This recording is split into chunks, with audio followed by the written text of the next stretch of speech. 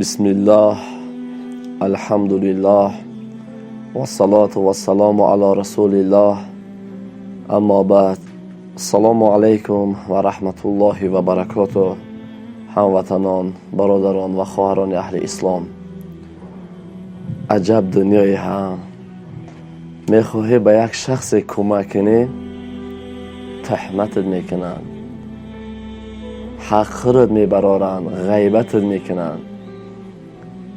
اما من دل شکسته نمیشوم، خوشحال هستم. دعا میکنم که صفشون زیاد کنه خدا، تا اینها ما را تهمت نکنن، غیبت نکنن. ما ثواب خوب گرفته نمیتوانیم. شخصی که یک برادرش غیبت میکنه یا اینکه تهمت میکند، همه ثوابای خش به او میتیه و همه گناههای او را میگیره. تهمت از زنا بدتره، گمان بد حرامه. الله داریم که از قلب و از نیت و از عمل ما و شما با خبره. از همین سبب برای من تهمت اونها، غیبت اونها، گمان بد اونها ذره اهمیت ندارد. خوب میگذاریم با موضوعمون. خبر خوش همین است که الحمدلله اپایی را که بهر شما رکلام کردیم که کمکش کنین در مایکه کار میکرد، یک برادر با خواست خداوند اپا رفتن پاسپورت و گذروندن. این نزدیک خط انشاءالله بلیط میگیرن و به تاجیکستان روانش میکنن. 25194 روبل برای همه اپا جمع کردیم. 5000 روبل شب پرداخت میشه، 20000 روبل این در دستمون ماندگی هست. انشاءالله که بلیط بگیرن باز این سوم رو روانش میکنیم انشاءالله. برای شخصانی که در همه اپا خیر کردین دعاگو هستیم که خداوند در کار و کسبتون برکت بتیه. خداوند همیشه سربلند بگردانتون، از همه آفت ها نگهبانتون شود. و هر کسی میخواه باز به همه اپا کمک خش برسونه، این همین کارت زبربنک با نام محمد صالح نورعلیویچ. اگر کمک کردن خواهین همه اپا را کمک بکنین. اپا نه خانه دارد نه در دارد، فرزندانش در این تاجیکستان این زن است، شوهر ندارد، کسی نیست که مثال اینها را نگاه بین کنه. همین مادر خود رفته در روسیه کار میکند و فرزنداش میخورانه میپشانه. و هر کسی میخواهد خیر کنه و هر کسی نمیخواهد دعا بکنه. این یگان جای مجبوریش نیست. خیر کسی میکنه به خاطر الله میکنه. و هر کسی که فکر دارد که این سوم یعنی که ما میخریم، اگر همین گونه فکر داشته باشه در اینجا خیر خطا نگذار. گفتم که الله از عمل و از قلب ما و شما با خبر است. همیشه برای ما بسنده است هر کس هر چیزی که میخواهد فکر کردن گیرد. و شخصان زیاد نوشتن که چرا کارتای همه اپر خودش نمانده و کارتای خودتون نگذاشتین.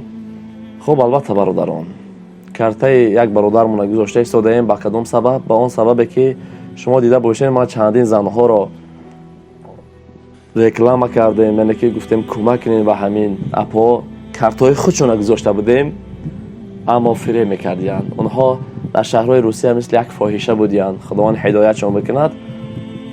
و همین سبب دیگه کارتای همین برادر را میگذاریم چند قدر سومی که جمع شه و همین اپا ما انشاءالله که همگیش رو میرسونیم.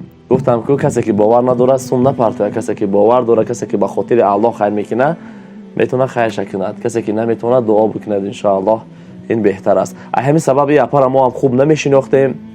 این الحال که یک برادر روان کردیم، این برادر روز با صفش میمونم خطون گوش بکنین که این برادر خودش رفت اپا را پاسپورت و گذروند. این روزهای نزدیک بلیط میگیرن خدا خواهد و تاجیکستان روانش میکنن. سلک انا همین برادری که شما از من ویدیوش میگذارم، سلک کانالش در زیر انا همین ویدیوش شما میتونید بدونید در شبکه‌اش بهترین نوارها، بهترین کمک ها کرده ایستاده است. تماشا کنین و دستگیریش کنین. السلام علیکم و رحمت الله و برکاته. دوستان عزیز، خداوند سربلند و خانه آباد باشه. برادر عزیز، یک 3-4 روز پیش در ویدیو در کانال صدای امید برادرمو یک ویدیو دیدیم. یک مادر در مایکه کار میکرد. خیلی برادر رو تماشا کردن. تاجیک ما همه وقت مقصد رحمدیله. الحمدلله سرجمعانه سوم جمع کردن از پیش خچان. انشالله مقصد تصمیم گرفتن که این مادر بیاین ویلیت بگیرن. باز نشان میتیم در پاسپورت و ویلیت بگیرن انشالله با هم تاجیکستان رویش کنن. باز مادر میاد با خودش صحبت میکنه. انشالله در راه اومده سوده ما داخلی پاسپورت انشالله و هم خاطر همه وقت مقصد سرجم باشه، دستگیری همدیگر باشه. احترام مقصد همدیگر را هیچگاه فراموش نکنید. برادرایی که در همین کار سهم گذاشتن، پروردگار همیشه سربلند و خانه آباد باشه. رحمت کنه پدر و مادر تو که مقصد غمخوری چنون مادر چنین آدمای مقصد نیازمنده. اینا در پیش پسوال سویم ان شاء الله از مادر بیا خیر میدریم ان شاء الله همه مقصد در کمی چیزی در کارای ما پیشنهاد میکنیم با بخیر بگن ان شاء الله با بلیچ میگیریم، یک روز بعد 10 روز بعد زنگ میزنن ان شاء الله میگیریم با سیام کمی روی میکنیم. در حقیقت همین مادر مقصد گریف رفت ان شاء الله. برادر امیدوارم رحمت کنه پدر و مادر برای این خدمتات که مقصد همه وقت غمخوری سلامت باشه. پروردگار عزیز مقصد از این دم کانال پیش برو دستگیری با دوام دی. خدا نگهبانت.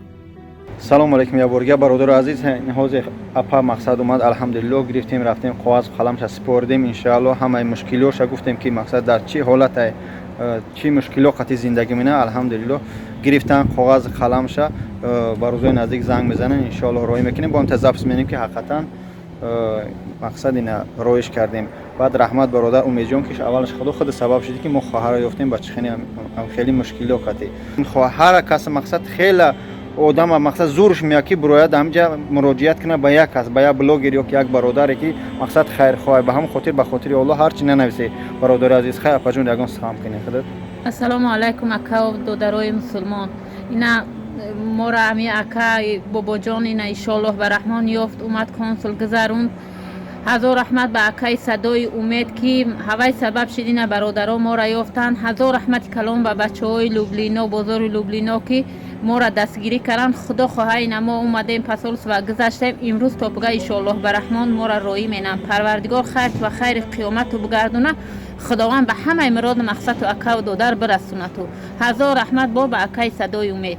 آمین سلامت باشه. یک شرط نیست که مقصد عورت دامی کامیرا نشونش بدیم. خیلی مشکلی بود الحمدلله یافتیمش مشکلش حل کردیم ان شاء الله. بچه‌ها الحمدلله سوم جمع کردن بچه‌های بزرگ رحمت کنه پدر مادر هر یک قدم تا خیرات و خداوند قبول بگردونه. هزار رحمت خدا. خوب برادر ان شاء الله با کیرویش کنیم دست عملیات ان شاء الله با میگیم که حقیقتا رفت اپاجون سلامت باشه. التماس در کامنت ها هر چی ننویسید. خوب خدا نگهبان همه. گذشت داداری جون رحمت کلام خداوند صد سالت زنگ میزنم دادر جون پناهت به خدای جب. سلام علیکم اکای امید سازی تنجی سلامتیات خوبه خونه سازن بوده اینا ما رفتیم کنسول گذشتیم اومدیم انشالله به رحمان اینا که درست پس روی مینم. پروردگار برکتت بتیه خداوند دولت ای زیاد کنه. پروردگار چشم دشمن تکور کنه پاشن و روا دستشن و گیرا چشمشن و بینا زبانشن و گویا گردونه الهی. همه مراد و مقصد دنیا پروردگار برسوند که دیلم پر شده. شکری الله به خدای می سبک شدم انشاءالله به رحمان میشه و روز دعا می نماید و در حقت به خدا هم قصبو کشیدم که می خیالی کردم نویش که مادرم تولد شدم هم غمی داشتم که.